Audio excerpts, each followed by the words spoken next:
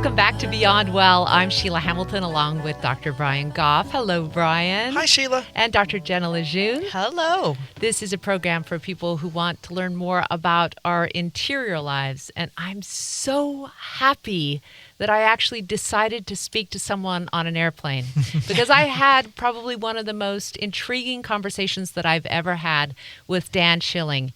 He spent more than 30 years in the military, primarily as a combat controller and special tactics officer. And our conversation about the military, mental health, his incredible career, both as a special ops guy and as a person who cares deeply about personal development, was one of the most fascinating I've ever had. And that's why he's here today. Hello, Dan. Hello, Sheila. Thanks for having me on. Yeah, it's, I think that it's probably pretty odd for people to say, yeah, I talked to a special ops guy. Like, how many of them are there in the country? It's a fraction of the military in single digits.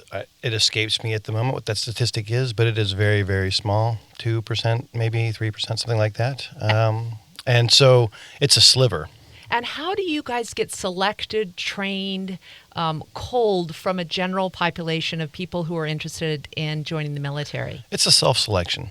People seek this out, men and women. It's open to both genders, and changes are part of what makes warfare go around, and that's good and bad. And so it tends to attract people who are looking to either push their boundaries or want to try something different, or they're escaping something. It's a common thing as well. Mm-hmm. And so, but I think the appeal is, at least in my instance, was the opportunity to push yourself beyond what you thought you were even capable of. Can I be in the top 1% of an already 1% selection of the population? Yeah. Can I do that?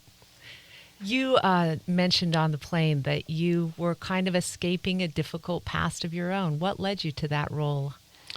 Well, for me, that was actually this book, and it goes back on 30 years of doing special operations across, I think it's like 26, 27 countries. Not as many as some people, but more than others. And across 3 decades, there's a lot of foreign policy and a lot of different things that we've done this country over that period. Started in the 80s into the 90s, and then the war came, which is the longest running war in American history. I mean, it's happening tonight while we're sitting here having this conversation. There's men and women in places like Yemen, Libya, Afghanistan, obviously, that are doing things that are very, very difficult to do. And those, to go back to your question, those things leave scars. Like any experience you have in life, if it is a challenge, there are going to be things that stay with you forever. And scar tissue may cover over, but it's always resident. Yeah, I was just so struck by the most recent report. And in fact, there is a conference this month in Atlanta to deal with the increase in the suicide rate. The military has done a really good job of trying to implement suicide prevention techniques in the last 2 years. And still the suicide rate is now 22 veterans per day. And Dan, you had some really interesting background as to why you think that's occurring. Well, I think, so to actually address something that you brought up, which is the military's efforts to stem this tide, which is a difficult thing to do. If anyone who lives in, who's Danish understands it's hard to keep back the sea. And this is a similar thing. I would say, and the Air Force itself has taken extreme measures in the recent weeks to address this. They actually did a shutdown of the Air Force-wide, to address this issue. And I gave a speech yesterday at the Portland Air Base, and it was one of the questions that came up is, do you think we're doing a good job of this? And the challenge, of course, is, and you know this better than almost anybody, that there's no blanket you can apply. There's no leadership solution that you can apply to this. It's an individual thing. You have to reach out, touch that person on the shoulder and say, I think you're not okay. Can I talk to you? And, it's touched me like most people in the military. I've known 7 guys very, very well who killed themselves, including my best friend.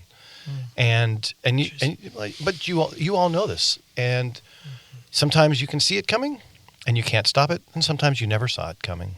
And I think back to what your original question was, the challenge that happens to people in the military is you subordinate yourself to something much bigger than who you are as an individual. You dedicate sweat and blood, and then sometimes your life, which is the focus of the book that I'm on book tour with. And when you come back, whether you get out of the military or you're still in, there's a identity loss, and it's very profound, and it's certainly on the individual. It's to me personally when I come back from combat, but it's very similar to getting a divorce or losing a spouse in the sense that how it affects me personally feels absolute. And I mean that term in a sense that I don't know what to do, and I am so lost, I might decide I should end this because there's nothing for me. Brian, I want to bring you in on this because I think that the parallels that are running through the military right now and the points that Dan brings up are very much like what's happening in middle-aged male suicide, where there is increases. We see the increases after divorce, economic loss, or loss of status, meaning loss of a job or loss of, whatever it was that kind of buoyed them up throughout their lives. How do you deal with people to let them know that transitions can be suffered through, but that we have to actually be okay with suffering in the beginning? It's a really good question. The business of you have to be okay with suffering in the beginning seems a hugely important first step. That these, I'm thinking about some of the stuff that people are called to do in the military are extraordinary things that are so outside of the norm of a typical kind of human experience that it's going to be very, very upsetting and traumatic even. And the reaction to that as being something that sends you sideways, to me, doesn't seem pathological. That seems like a normal reaction to an extraordinarily not normal event. Right. And the shift of, if I have I love the way you said that, subordinated yourself to a cause or a mission or the colors or the objective. And when that mission or objective is complete, or that I transition out of the military, what am I here for? What am I marching towards? What are my sort of internal orders in a way? I don't know if that's a decent way to put that. No, it does, because it's what am I? You can even stop the sentence right there, Mm-hmm. period. Yeah. What am I and who am I? And it's not just the military, although it's the perfect example because it's so easy to understand the extreme of experience and trauma that you're exposed to, and the commitment level is so high that this becomes my identity, which goes back to your question or your observation, Sheila, which is it's middle-aged men are more susceptible because they identify what I do for a living with who I am. That's right. And when that stops, it can be catastrophic. So I live up in the mountains, like at 8,500 feet, and we get 60 feet of snow a year. And a very dear friend of mine does the avalanche control for this. It's a very high risk, high tempo, high thrill job. Throwing bombs on a mountain to start avalanches, that's pretty cool. But the trauma that comes with that, because you lose people under you. And this individual has experienced the same thing, never served a day in the military, but the experiences are the same. And victims of trauma are the same as well, too. Now, it's a different victimization identity now. I take on this identity unwillingly because it's happened to me. But I think it's this back to, well, who am I? And if you don't know, it's bad. Yeah. And I guess one thing I'd like to piggyback on about what you said, Brian, was, this idea that you have to be okay with suffering in the beginning. Absolutely. And I think that goes beyond the individual. We often just focus on what's happening with the individual that kind of led to the suicide. But if we're seeing increasing rates in suicide in particular communities, in particular groups of people, we also have to look at what's going on in that culture, what's going on in the community that we could influence. And I think the idea of, as a community, we also have to look at what messages we're giving about whether or not it's okay to suffer. And we as a community, or the military as a community, or, men as a community, whatever little community you're in, also having a message that it's okay for us to be with you as you're suffering as well. Not just, oh, you're having a hard time, you better go out there and figure it out and deal with it on your own kind of thing. Right. Well, it's also, I want to ask you about that, Ken, because it does run counter to masculinity, bravery, courageousness, everything that's required to do the job you have to do in the military is opposite of what it takes to heal from suicidal ideation. It's vulnerability. It's the willingness to ask for help. It is honestly at the point of saying, I need assistance. It's like, how do you deal with those competing interests when you're dealing with a health crisis that's as serious as the one they have in the military right now? Well, it comes back to the individual, and it goes back to what you made the observation of. Suffering is inevitable. That's Buddhist. That's the essence of Buddhism, and how you manage it is the resolution of Buddhism. I mention that because, one, I liked your observation, and second, that's what saved my life.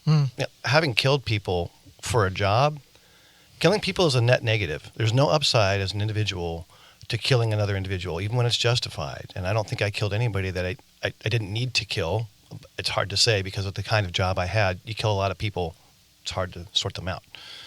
You have to live with that, and that suffering is very, very real. But the bottom line is, the suffering is it's part of life. There is no escape from that. And what saved me from my own problems, and PTSD is an overused term, but that's what it is. For me, I call it shell shock, and maybe it's because I grew up under World War II veterans, and that's a term from that war. Yeah. Right. But I had my own shell shock, and Buddhism is what allowed me to pull myself up. And it's back to what you were saying. It's like, as a collective, I found these other people that had a philosophy and an architecture that I could understand. Yeah. Nothing against religion. That's just not how I could find sense and resolution that helped me to survive. Otherwise, I'd be dead. I should be dead anyway, but many times for many reasons. But how does that get resolved? That, you had said one of the reasons that people get into special ops, or even, I suppose, military in general, or whatever it might be, is I want to see if I can push myself beyond what I'm capable of. Because there's got to be a place in there where you're like, uncle, and then, no, I will continue. Or I want to quit, but I'm not going to. Or this is painful, or I'm freezing cold, or whatever, but I will press on. And somebody says, you all right? And it's like, yeah, leave me alone. I'm fine. Like, press on. That psychologically, it seems like people can, the danger, it seems, at least in my eyes, the danger might be to then have people say, dude, are you all right? That you extend that same, like, I'm fine. I could ignore all the messages in me that say, no, you're not okay. Yeah. Absolutely. In fact, one of the things we would do to instill that commitment to do whatever you have to do under duress or on a battlefield in peak conditions is we take your oxygen. There is nothing more fundamentally physiologically demanding than the need for air. You go without food, go without sleep, go without water. When I take your air and I put you underwater, if you can push yourself to the point that you will push past consciousness and overcome the absolute survival instinct, and you can suppress that, since I can't actually shoot you in training, this is the next best thing. It's what kind of the things that we do. But what that instills is this self-fulfilling self-reliance. And I don't ask for help. And the special ops community is the worst at this. And I was also Exhibit A for this because, I'm good. I got it. Right. That's a problem. I was watching this documentary about, in preparation for this, one of the most recent documentaries on Black Hawk Down. And, they're talking about being in the UN vehicles because there's the only vehicles available, and the bullets are pinging off of it, and RPGs. And then they stop, and it's like, get out. And my brain is like, fuck no, I'm not getting out. They left. It seems like a terrible idea, right? But it's like, okay, get out. And now the bullets are going to ping off what? What was that experience like? Please give us the detail of what's happening. What's Brian describing? So, I mean, what Brian's talking about is it's a seminal gunfight in American history. It's one of the most extreme examples of an underdog American force, which almost never happens, which is why it is still resident. 200 guys in a city of 1 million people, all of whom are armed and have been in civil war for a couple of years, and we're there to pick up one of their leaders in the middle of the day from the middle of their stronghold in a city of 1 million people. That's pretty audacious. And I'm very proud of that. In fact, most people, that's Black Hawk Down. That's what that is. And for me, publicly it was shaped as a failure, which is 100% not true. We went out that day to collect these guys under those conditions, and we did that. We collected them. It cost us 18 men. We killed maybe 1,000, 1,500 people. That's a huge number. And so for me, the experience of that is it's frustration, it's elation, it's fear, it's anger. That's extreme combat. And it was very Hollywood in its reality. I mean, things are blowing up all around you. I was just waiting for my turn to die because everybody else was getting shot. And that's just what happened. Now, don't get me wrong. Like, I'm very actively involved in what is happening here. Mm-hmm. But ultimately, one of the things you come to realize over the long haul, if you experience enough things like gunfights, is you don't have control. Mm-hmm. It's an illusion. Mm-hmm. And the best you can do is shape what you think you can do to affect this outcome. And it goes back to a collective. One of the reasons we do that type of training, and it's sort of off subject of, mental health this way, but it's resiliency, which does have mental health advantage. Mm-hmm. It's not always weakness like, I'm not asking for help. Some guys can get through this stuff pretty well. But man, it's how can I contribute to what we are going to do? And it was just a really bad Is it sort of like ignored in the mission and then let's debrief the hell out of it? It's ignored during the mission because you have to prioritize what needs doing. Right. That's one of the things we're instilling by pushing you past the need for oxygen. What do you have to do? I have to swim to the other side of the pool no matter what. Can't get a breath till I do that. But you made a good point yesterday, Ken, about it used to be that armed forces used to be able to go into combat and then have many, many months to debrief with their fellow comrades. And now the routine deployment of these people is causing a kind of toxic stress and the inability to actually process what they've seen, done, felt, witnessed. And reintegrate. And it's worse for people who have experienced trauma because one day I'm on a battlefield and next thing you know, I'm in Landstuhl, Germany. And the next day I'm at Walter Reed and my wife is there. And I'm like, hey, 48 hours ago, I was shooting guys in the head. And that's a very difficult thing to process because it's not so much that it's debriefing, which has this formal feel. It's this decompression. It is this shared experience. And this is what helped me in Somalia is after the fact, we weren't supposed to have alcohol, but I had a sneaked bottle of gin. And a friend of mine and I would go out and sit on the sandbags and smoke cigars. And this guy's an American hero, received the Air Force Cross, saved 7 guys' lives, and he's one of my best friends. And we would sit on the sandbags at sunset, sneak some illicit gin and smoke a cigar, and we would talk about what was happening because half of our force was wounded and now gone. Our hangar that was full of a couple hundred guys was now half full. And this is all part of that process. Yeah. One of the things you just said there, Dan, that I hadn't ever thought about it in this way, and you obviously I'm not in the military, so you tell me if this matches your experience.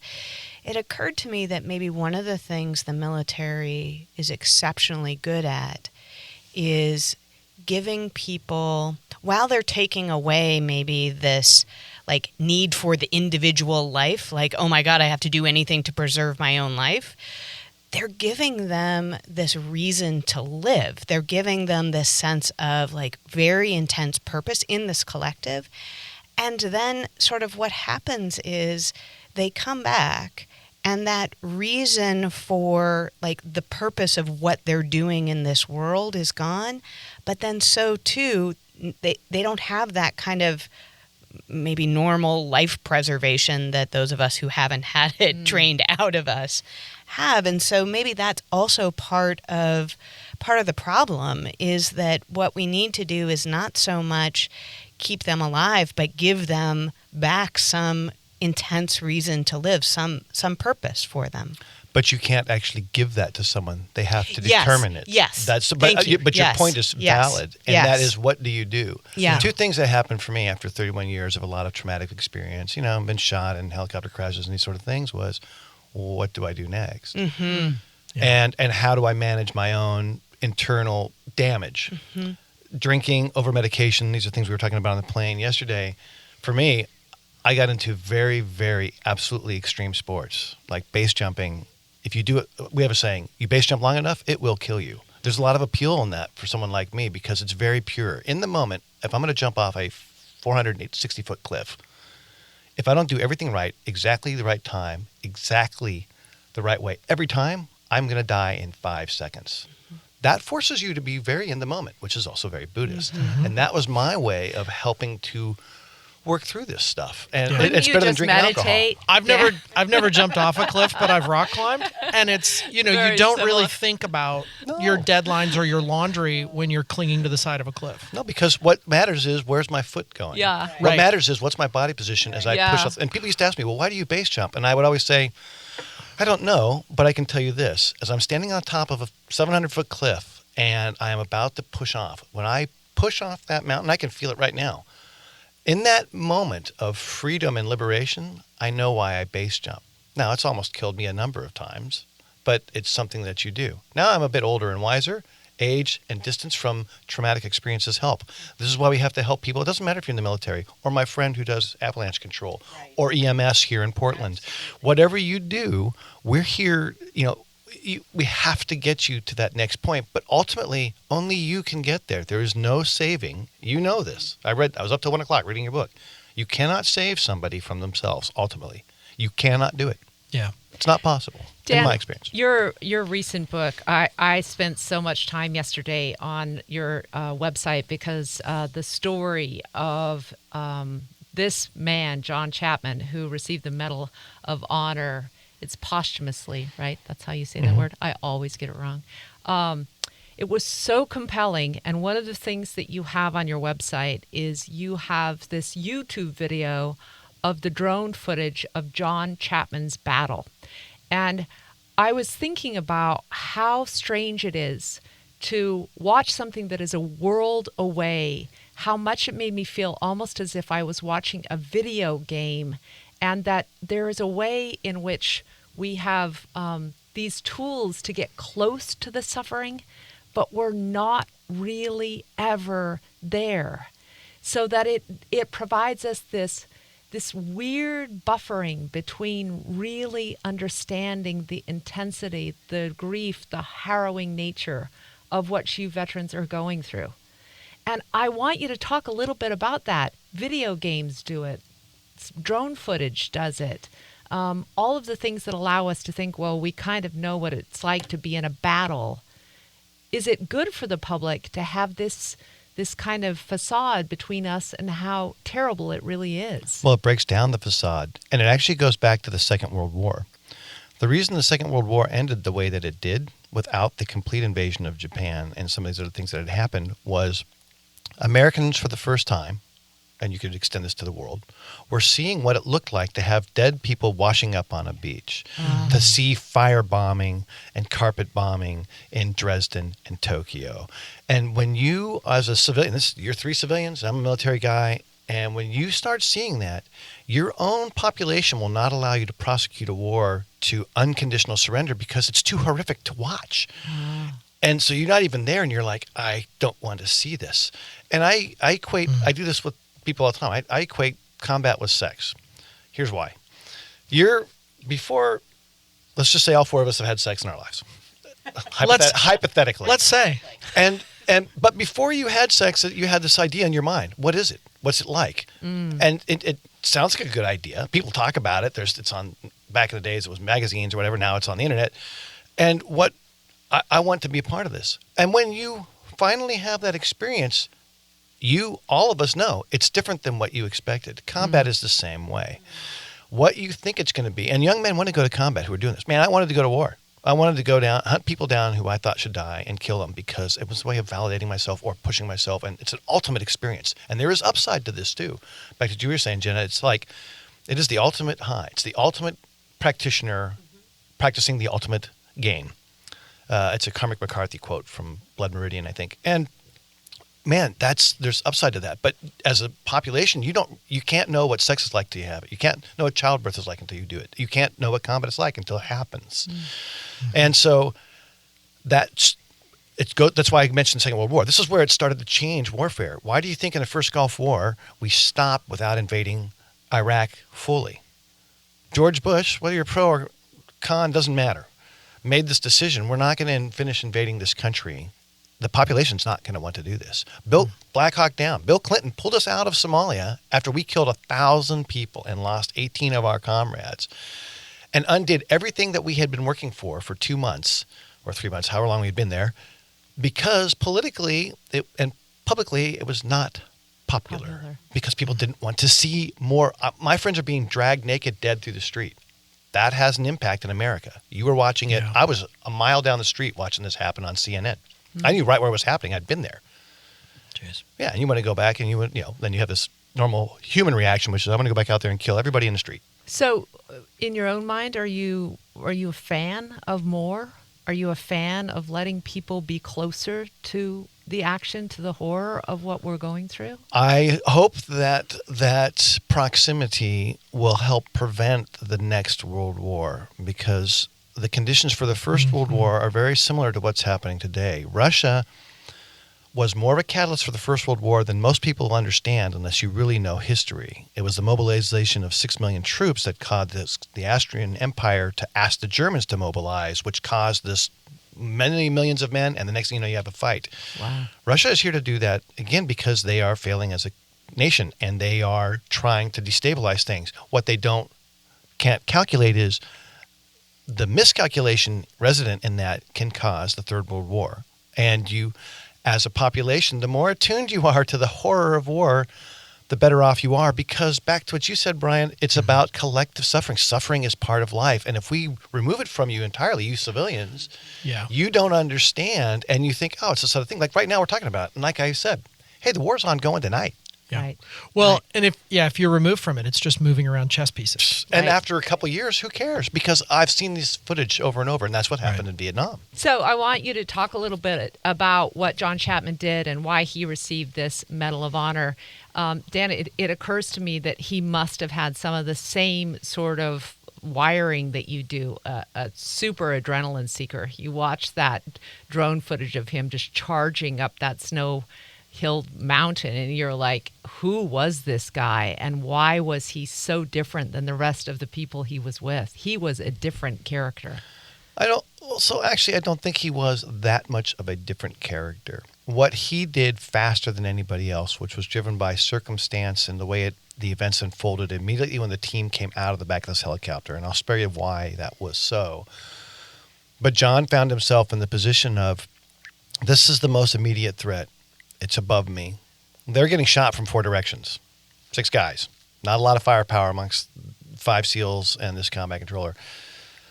And he realized, I have to do this. He's not seeking any thrill at all. He's probably scared shitless. And, well, actually, he's probably scared, determined shitless. And I've got to go up there. And he literally charges into this machine gun nest and killed these guys the distance from me to you. And he got shot in the process. And that courage right there is what qualified him for the Medal of Honor. But really what makes his story so compelling is this. The SEALs, under intense enemy fire, made the decision to retreat, but they never checked John's body because the team leader thought he was dead. And we know he was not dead. So the SEALs retreated, and this guy recovers. John Chapman recovers on this mountain, finds himself alone. He's mortally wounded. It's below freezing. It's in the dark. It's waiting for sunrise to come up. He's got blood loss. He's got shock. And he is bleeding out. He's going to die.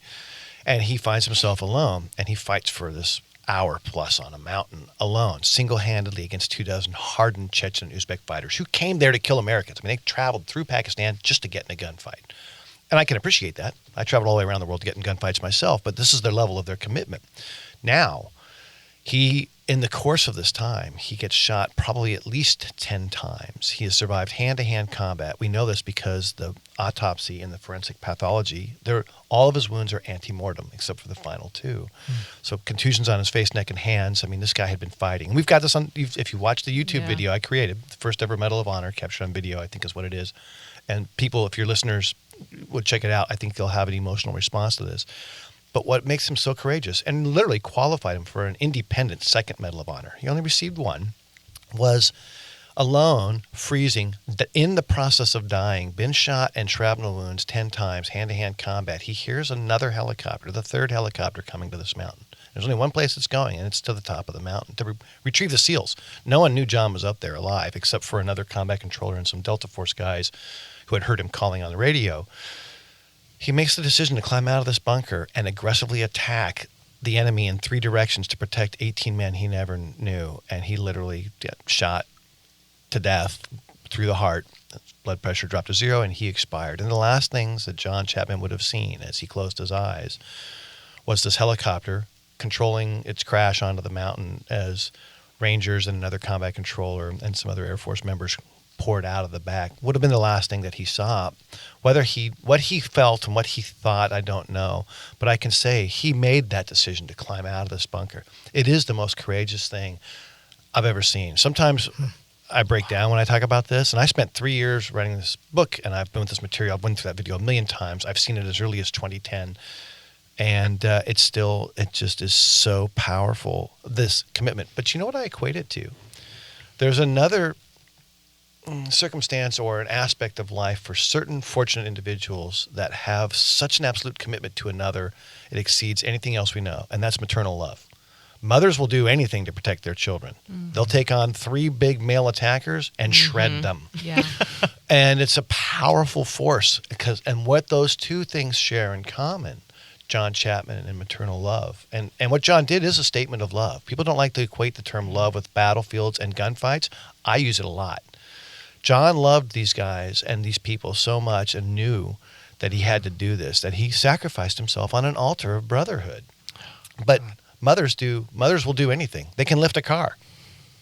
I want to ask you whether if you deprogram that love of the brotherhood, the willingness to die for your comrades, do you also deprogram the ability to come back and recover? What I'm saying is, it feels to me like there's 2 different impulses. The military enforces this unique bond and amazing brotherhood, and then it's gone. It's like, you can call your guy, but you're not shoulder to shoulder with him in combat. Is that part of the reason why we have such a high suicide rate when people are not in action? Yes, but wow. The answer is yes. That is one of the reasons why, but it's also the strength of the power of this. One of the reasons that the U.S. military integrated racially before America really did, in very real terms, was because we do break down your individuality. Mm. You're not black, you're not white. You're not this, you're not that.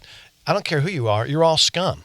And you need to come together and be unscum before I'll give you any respect. And it doesn't matter where, rich, poor, Bronx, L.A., Beverly Hills, Texas, who cares? I don't care. And I didn't care. I don't care where you come from. Can you do what you have to do? And that's a subordination is a positive thing. People are like, oh you're part of this corporate military industrial complex. That's bullshit, man. This is a commitment to other people. Listen, the American military is a force for good, regardless of your politics. Somalia is Exhibit A, just to go back to my own example. We didn't go there for oil. We went there to stop starvation and a form of tribal genocide. No foreign policy involvement for us, any benefit to America, but we went there to do that. And when you go to foreign countries, and I've been to some of the worst places in the world, and you take a bag of food that says from USAID, from the American people, this country does more for others around the world than any other country. And I know we're off topic here, but this is the reason that I fear for the future, because what has kept the world in an ordered structure that friend or foe, doesn't matter which side of any equation you're on, any equation, because everyone has a right to their own opinion. That architecture, the Marshall Plan after the Second World War, where America rebuilt our enemies' economies, that program's called the Marshall Plan because it was designed by a military man, General Marshall. Yeah. And it was a positive thing. No other country in the world would do that, regardless of your politics. I don't care about Democrats, Republicans. I think that's all bullshit. I think the two-party system in this country is bullshit. And the polarization and demonization of either side is bullshit. The number one threat to the existentially to the world is a destabilized America, because this is the most prominent power that does so much around the world, good and bad, warts and all. But the biggest threat to America is a destabilized political system, and that's the challenge in America. And that's exactly all about where we're at. It's a problem. I want to. I apologize for that, Diane. No, please. I love it when people get on rants. That's the beauty of podcasting. I keep thinking, though, we have more people who are dying every day from suicide than are dying on the battlefield. Yes. And so if you were going to change the structure to allow them both to be comrades who are going to do anything for their troop members, but also individuals who can survive the rigors of being home, what would you do? How would you change the system? you can't change. You can provide leadership guidance in the form of open doors, such a cliche, but openness. But the fact is, it goes back to when we touched on this earlier in the show. It's not about a programmatic anything. I had this question yesterday about how are we going to stop the tide of suicide. I got to ask this I had 100 people in a room. And I said, the best thing you can do as a leader or any individual, and your office, this is what you two do for a living, and is to leave your door open and leave white space on your calendar. You have to allow people to wander in. And you can't cheat. You just have to be in there doing nothing. You can't be doing performance reports or I got to do the spreadsheet or some other thing that you don't want to do anyway. You have to leave this open, and you have to be open because then you can be receptive to what might be happening. And when someone comes into your space to talk to you, or what I like to say, I think it's David Packard, whatever, Hewlett and Packard. I mean, one of their mottos or MOs they used was management by walking around. They just walked around the floor. What are you doing? I'm building this, this, and this. I didn't even know we built that way. And you learn these things. But what you can do to help with mental health is you can walk up, and if you're not thinking about sort of stuff and you're just being open, you don't have any agenda, so you're not, I got to talk to this or I need an answer to that, just walk around and look at the people that are important to you or that you're responsible for if you're a leader. And I look at you, and I'm looking at you right now. Sheila, I think you're doing okay. You look pretty good. Brian, you looking all right? Jenna, you look pretty good. Yep. Everybody looks calm.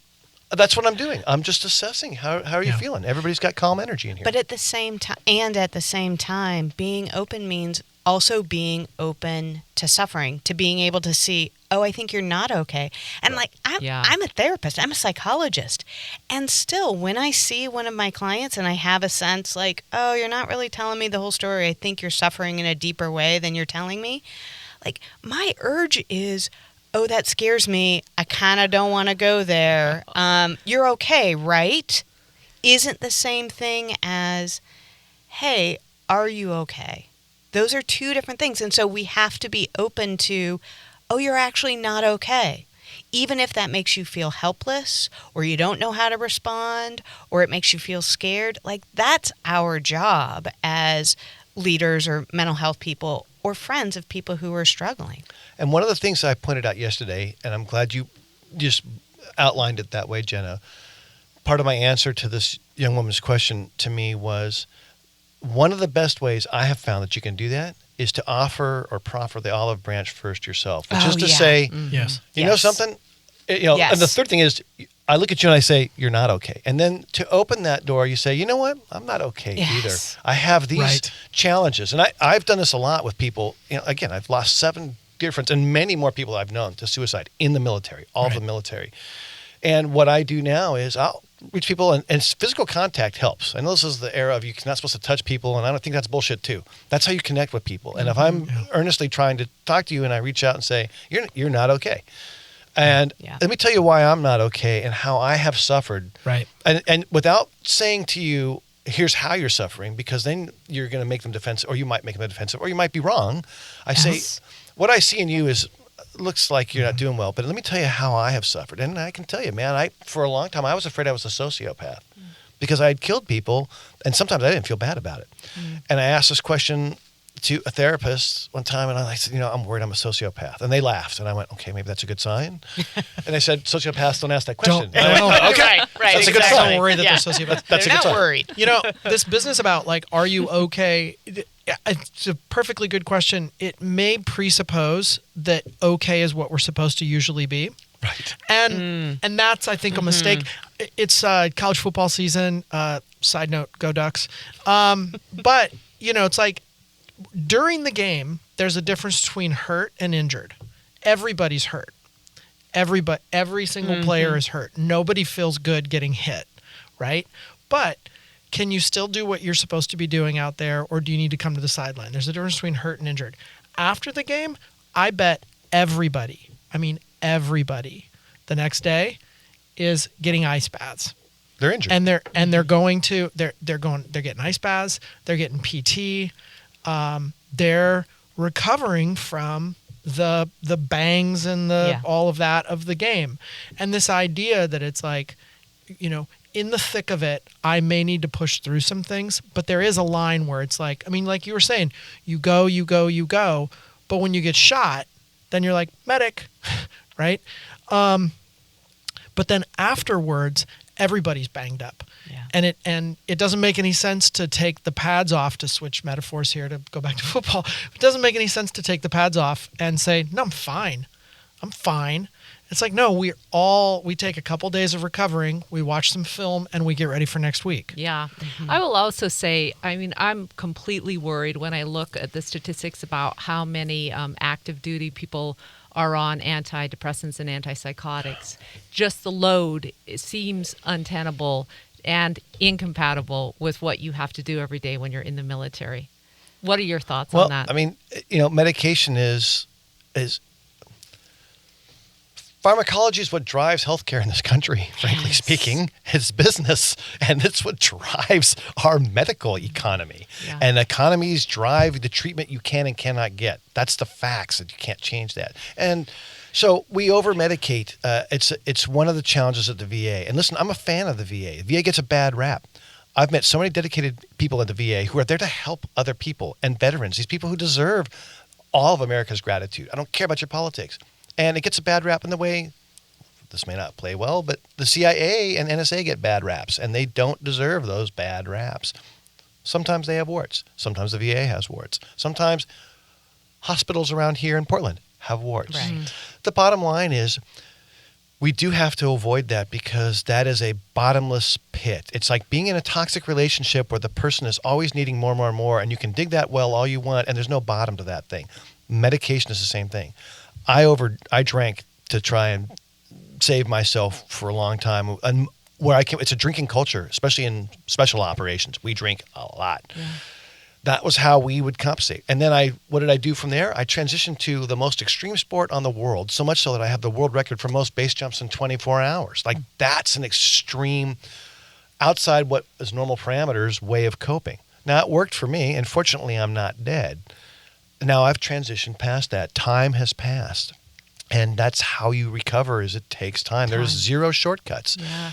And the medication, to me, is not only not a shortcut, it's a false start or a dead end, because it will not lead to your ultimate health. And it's not like you were saying, Brian, it's not like, okay, well, we're well, or what was the word you used? My memory, I've been like we're fine. Fine. Like, Fine is not what we're trying to get. You're not okay. Because life is lived in the seams, and there's always going to be pressure, and there's always a fight with a child or a spouse or a parent, or my boss sucks, because let's face it, sometimes bosses suck. And so that never goes away. And so it's not going for norm. But what is compounding the problem for veterans, back to your point, Sheila, is over-medication, which is our structure for healthcare in this country, is this particularly vulnerable and susceptible population collective are being thwarted from recovering because of this medication. And it leads to suicide, combined and compounded by loss of identity.